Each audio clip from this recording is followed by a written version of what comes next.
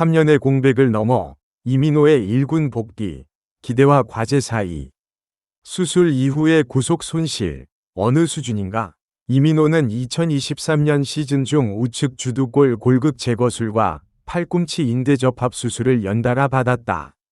이 두 수술이 갖는 의미는 단순한 부상 회복 이상이다. 주두골 골극은 반복적인 투구 동작에서 과부하가 걸린 부위에 형성되는 뼈 돌기로 제거 자체가 투구 메커니즘에 영향을 줄 수 있다. 여기에 인대 접합 수술은 팔꿈치 안정성과 직결된 수술이다. 토미존 수술만큼 광범위한 제거는 아니더라도 회복 이후 구속 회복에 1에서 2년이 소요되는 경우가 많다. 원래 최고 151km를 기록하던 구속은 사회복무 복귀 이후 다소 떨어진 것으로 보인다. 이 군에서의 등판 데이터를 볼 때 구속 자체보다 제구력 문제가 더 두드러지게 나타나고 있다. 20일과 3분의 2이닝의 볼넷이 21개라는 수치는 9이닝당 볼넷, BB, 9으로 환산하면 약 8.72에 해당한다. 이는 상당히 높은 수치로 단순한 컨디션 문제인지 아니면 ABS, 자동볼 판정 시스템, 적응 과정에서 생긴 혼선인지를 구분하는 것이 중요하다. 볼넷 21개, 20일과 3분의 2이닝은 BB, 9약 8.72, 이는 KBO 리그 평균 선발 투수 BB, 9 대비 현저히 높은 수준이며 이 지표만으로 1군 선발 경쟁력 평가는 유보해야 한다. 다만 복귀 초반 수치임을 감안할 필요가 있다. ABS 도입이라는 새로운 변수. 이민호가 마지막으로 1군 경기에 등판한 것은 2023년 6월이다. 당시 KBO는 아직 완전한 ABS 체계를 운용하지 않고 있었다. 그 사이 리그는 자동볼 판정 시스템을 본격 도입했고 이는 특히 3쿼터 투수들에게 적잖은 변화를 가져왔다. 3쿼터 투구 폼은 전통적으로 타자의 시각을 혼란스럽게 하는데 유리한 폼이다. 그러나 ABS는 타자의 인지가 아닌 규정 스트라이크 존의 절대적 좌표를 기준으로 판정한다. 즉, 이전의 심판에 따라 스트라이크로 선언되던 경계성 투구가 이제 일관된 기준으로 볼이 될 수 있고 반대로 애매한 높이의 공도 스트라이크 처리될 수 있다. 이민호처럼 변화구 의존도가 낮고 슬라이더 중심 레퍼토리를 가진 투수에게는 ABS 하에서 스트라이크 존을 재정의하는 과정이 필수적이다. 이 군에서 나타난 높은 볼넷 수치가 이 ABS 적응 과정과 맞물려 있을 가능성이 있다.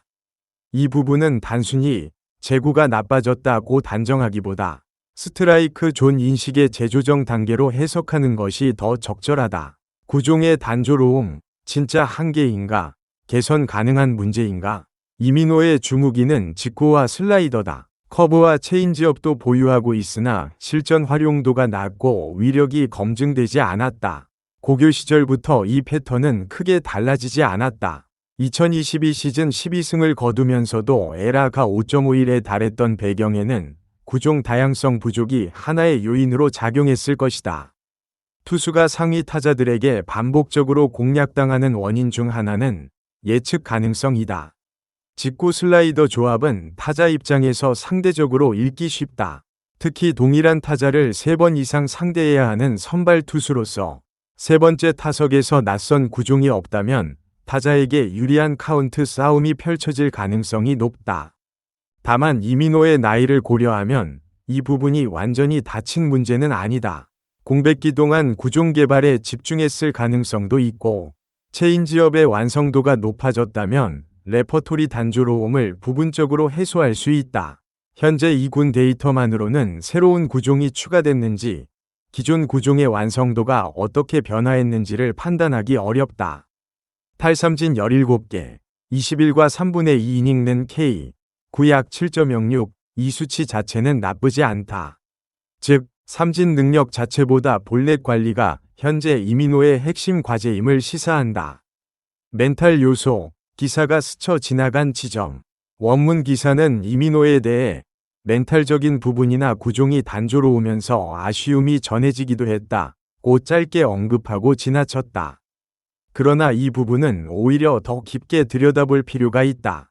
이민호는 고교 재학 중에 프로에 지명됐고 첫 두 시즌에 각각 8승, 12승을 기록하며 빠르게 주목받았다.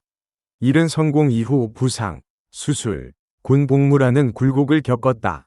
이 과정에서 심리적 압박은 적지 않았을 것이다. 특히 1차 지명이라는 기대치는 구단과 팬 모두에게 암묵적인 수준 설정을 만들어내고, 이는 선수 본인에게도 부담이 된다.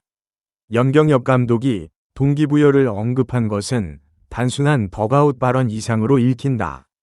선수가 기술적 문제보다 심리적 리셋이 더 필요한 상태일 수 있다는 간접적인 표현으로 해석될 여지가 있다.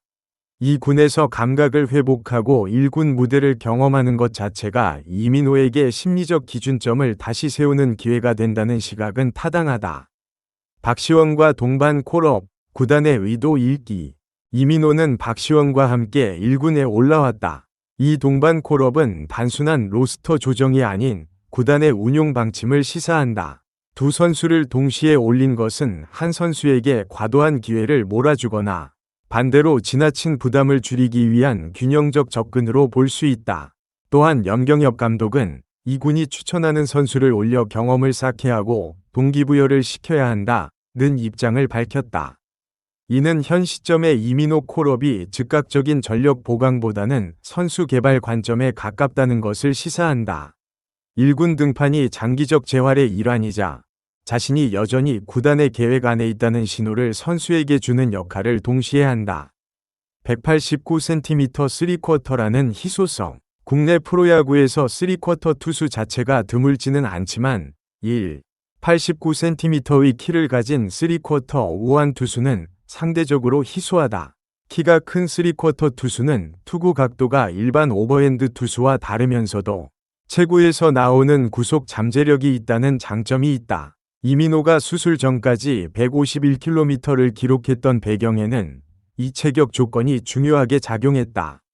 수술 이후 구속 회복이 완전하지 않더라도 3쿼터 각도 자체가 주는 타자의 타이밍 혼란은 여전히 유효한 무기다.